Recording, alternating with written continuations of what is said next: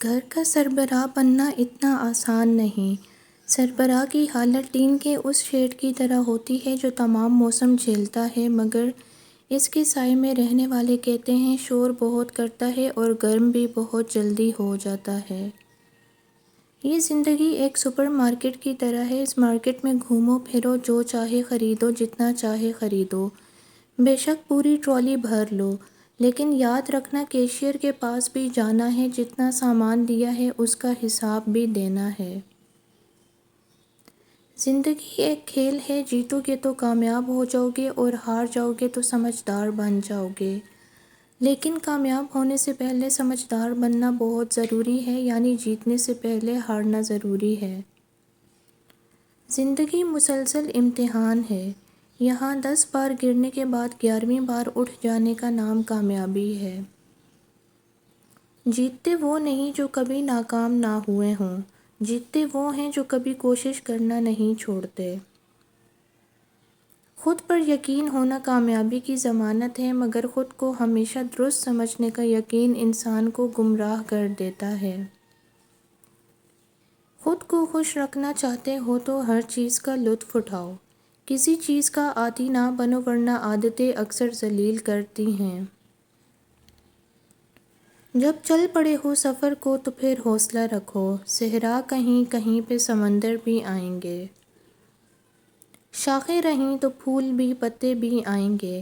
یہ دن اگر برے ہیں تو اچھے بھی آئیں گے۔ جو یقین کی راہ میں چل پڑے، انہیں منزلوں نے پناہ دی۔ تھوڑا وقت اور ٹھہر جا، شور بھی ہوگا اور نام بھی ہوگا۔ خواب جن کے اونچے اور مست ہوتے ہیں، امتحان بھی ان کے زبردست ہوتے ہیں۔ اگر تم ہارنے سے نہیں ڈرتے تو تمہیں کوئی نہیں ہرا سکتا۔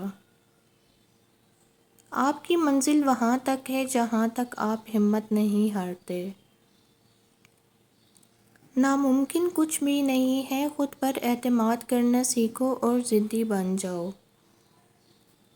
دن کو اس طرح نہ دیکھو کہ تم نے کیا پایا، بلکہ یہ سوچو کہ آج تم نے کیا بویا۔ ہر چیز کے بارے میں آپ یہ نہیں کہہ سکتے کہ یہ بذات خود اچھی یا بری ہے۔ کچھ چیزوں کا برا استعمال ان کے اندر برائی کا اثر اتنا راسخ کر دیتا ہے کہ ان میں آپ کے لیے اچھائی ختم ہو جاتی ہے۔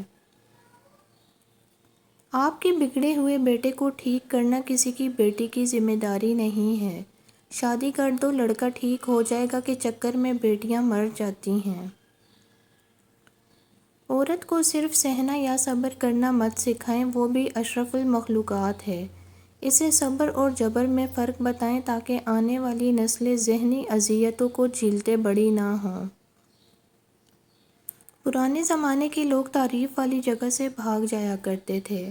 سب سے زیادہ کمزور چیز اپنی تعریف سننا ہے، اور سب سے خطرناک چیز ہوتی ہے اپنے منہ سے اپنی تعریف کرنا۔ یہ ایک وبا ہے اور یہ وبا بہت پھیلی ہوئی ہے۔ اپنی شکل کی تعریف، اپنے خاندان کی تعریف اور اپنی ذات کی تعریف ایک وبا بن گئی ہے۔ ماضی کا استعمال زندگی کو بہتر بنانے کے لیے کیجیے، بدتر بنانے کے لیے نہیں۔ یہ ہے وہ رائی کے دانے جن کے بارے میں اللہ نے فرمایا کہ جس شخص کے دل میں رائی کے دانے کے برابر بھی غرور ہوگا، وہ جنت سے محروم رہے گا۔